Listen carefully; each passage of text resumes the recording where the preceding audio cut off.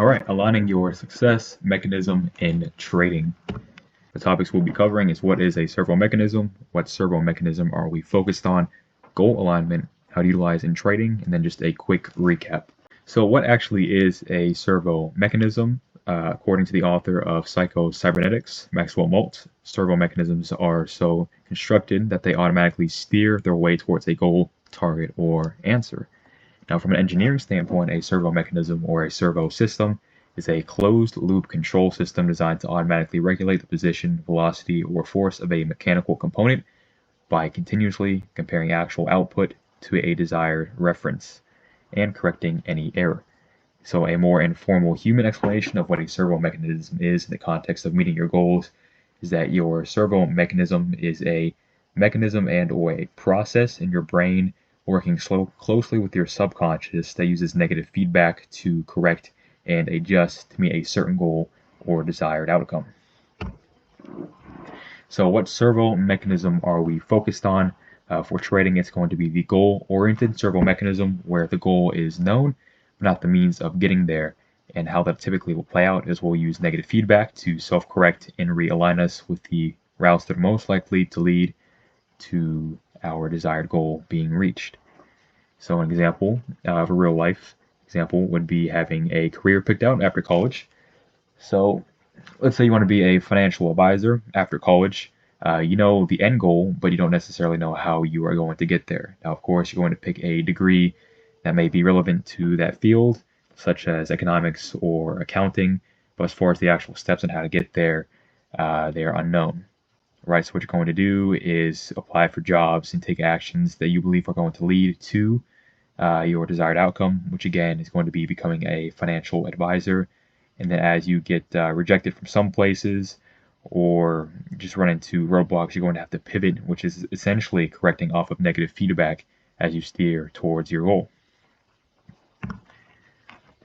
Now, goal alignment is very important when it comes to the servo mechanism. The key is to be able to simplify and objectify your goal at an attainable level where your subconscious is able to work on making the shift to align yourself with that goal. That being said, the goal must be clear, defined, logical, and realistic. So as far as the clear, defined, logical, and realistic part, an example of a goal that a lot of people have is I want to make money trading. A second example, which we're going to compare and contrast it to, is going to be I want to follow a sound trading protocol.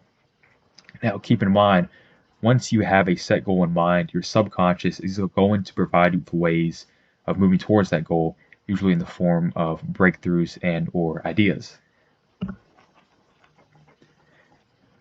So in the context of trading, the problem is whenever you make your goal making money, because what's going to happen is you're going to subconsciously validate trades and ideas that lead to a trade because your goal is to make money. And in your mind, what you're perceiving is if I do this, then the outcome is going to be making money. So what will happen is you'll make bad trades, you'll make bad decisions that are all aligning with the goal of making money. So if you ever think back to whenever you were first starting out as trading, or maybe even the stage you're at right now, where you have some idea of a protocol or a set of rules that you want to follow before you take your trade, but you just find yourself time and time again trading actually outside of that, just taking bad trades, not for your rules, your protocols, then you just get frustrated with yourself and you cause these huge mental scars to build up. And you just shatter your confidence as a trader, which is, it's just terrible and very dangerous.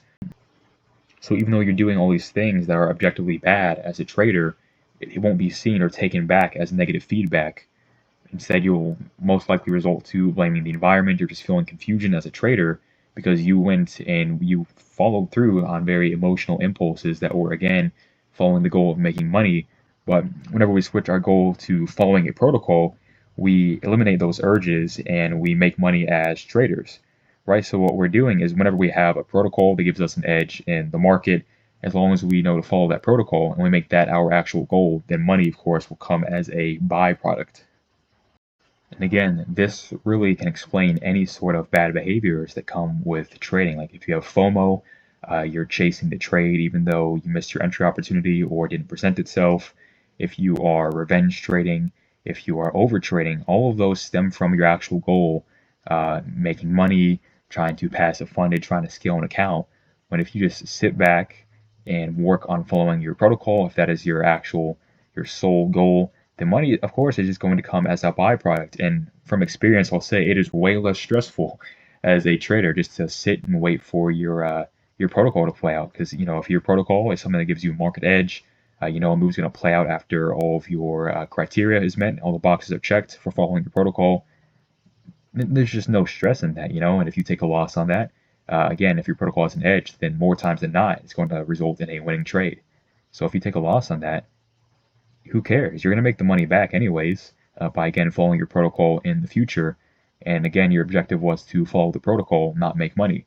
So if you follow the protocol and you don't make money, the trade fails, that's just data, right? That's just a statistic at that point. So stick to following the protocol and let money be the byproduct of that protocol.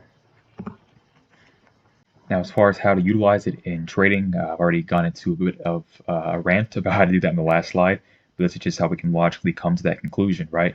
So, of course, we want to identify our end goal. For many people, it's going to be freedom. That's why we want to trade. And how do you get there? Of course, you get freedom in the modern world as far as where you are geographically and how you spend your time, typically by having money to be able to live off of, aka just not requiring you to work. So how do you make money trading in the long term? It is by being consistently profitable.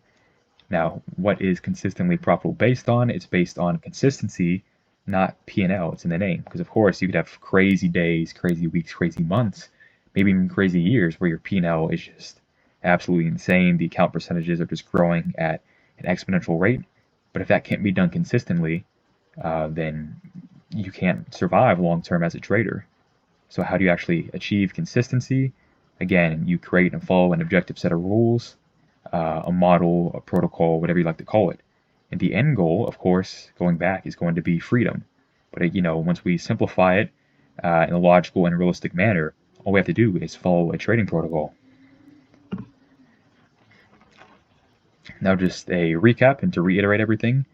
So focusing on money, that being your goal, leads to bad trades, and the justification of ideas that lead to bad trades. You're giving into your emotional impulses because you're emotionally attached to the idea of making money.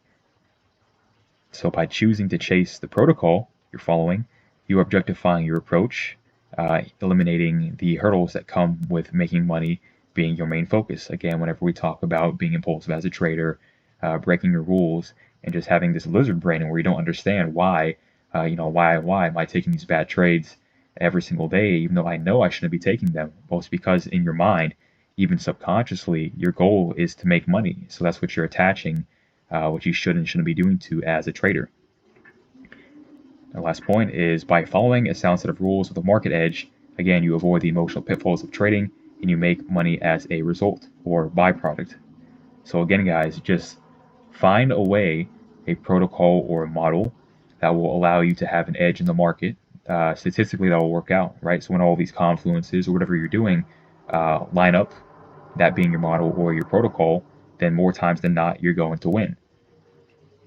And once you have that and you're confident in it, and the logic behind it and your understanding, then all you got to do is submit to it and make your focus actually just following that exact protocol. Don't chase money. Again, this is my first video on psychology as a trader. All the concepts that were taught were from chapter 1 and 2 of Psycho-Cybernetics, a book I definitely recommend reading. If you guys do enjoy psychology lectures, then of course leave a comment and just give me some feedback so I know what to keep creating for you guys. Other than that, I will see you guys next time.